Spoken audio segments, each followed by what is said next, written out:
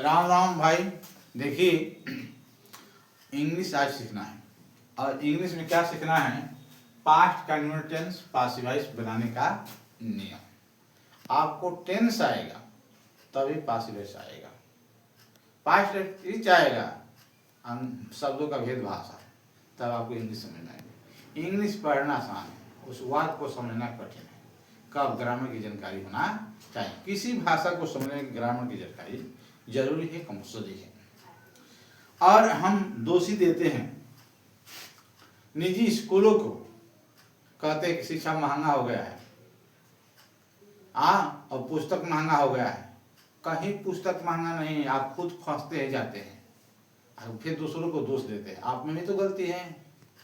क्या करने जाते हैं? छोटा बच्चा है 20 बुक सब्जेक्ट किन लेते हैं। क्या छोटा बच्चा 5 वर्ष का 20 सब्जेक्ट पढ़ता है? आपको दिमाग नहीं है, आप खुद उसे फंसते जाते हैं। एक जंगल था और जंगल में तोता रहते थे, सुगा जिसको कहते हैं। और हर एक दिन बहेलिया आता था, हर सुगे को क्या करता था? मारता था। सुगा घबरा गए, तोता घबरा गए, क्या करे भाई, हमारी प्रजाति कैसे बचेगी? तो कहा कि शिक्षा बहुत जरूरी है भाई। तो उसने अपने गुरु के आश्रम में गए, एक संत मिले, कहे कि साधु जी हमें शिक्षा दीजिए। क्या चाहिए शिक्षा? कि बहेलिया से हम बचे।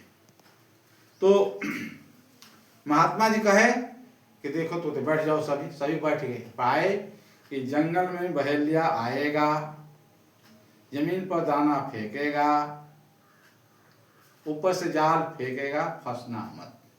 सभी रट लिए। तोता को पूछे, जंगल में बहेलिया आएगा, जमीन पर दाना फेंकेगा, ऊपर से जाल फेंकेगा, फंसना मत। सभी रट लिए, बात को समझे नहीं। हम भटकते हैं इधर उधर, क्यों? हमारा लड़का अच्छा पढ़े। आप ही बताइए, 1 से 8 लेख क्या है? 1 से 5 लेख क्या है सब्जेक्ट में? आप पढ़ लिख कर इंटरव्यू कर आप कह रहे कि शिक्षा महंगा हो गया है, आज जाकर खुद से बढ़ के स्कूल में फंसते हैं। आज इसमें क्या है? सुविधा से पढ़ाई होता है। जब को हवा मिलेगा, सुविधा तो क्या है? नींद लगेगा। थोड़ा विद्या चाहने वाले को तो परेशानी होगा, कष्ट होगा। विद्या चाहने को सुख नहीं मिलता है। आप उसको सुख दे रहे हैं तो विद्या कहाँ से आएगा? देखिए, ये सब्जेक्ट पढ़ा रहे हैं, अपने में भाषा में लिखा, अपने भाषा में लिखा, समझना है।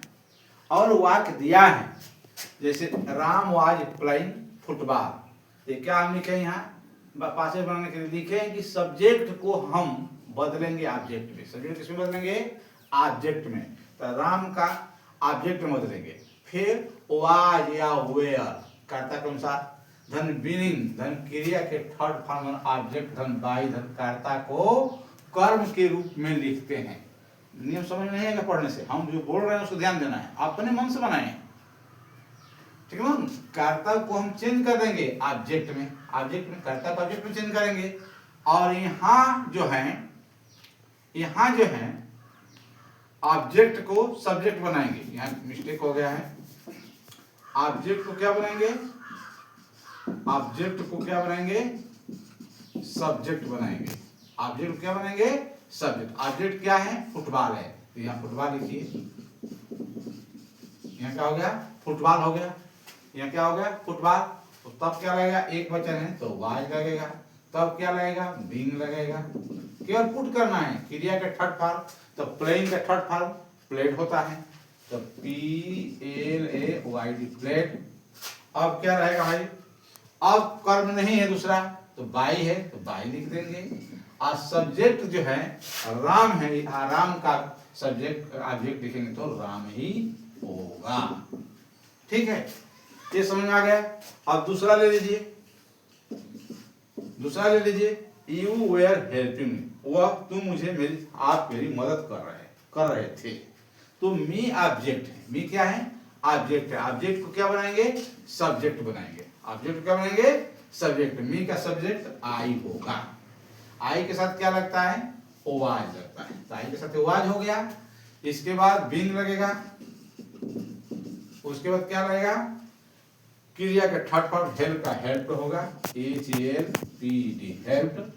अब बाई यू सब्जेक्ट है तो यू का ऑब्जेक्ट भी यूए होगा, यहाँ यू लिख देंगे। अगर इस तरह का आएगा पासिव वॉइस तो नियम देखिए, बुक होना भी चाहिए, अध्ययन करेंगे बार बार तो समझ में आ जाएगा। जय जय सीताराम।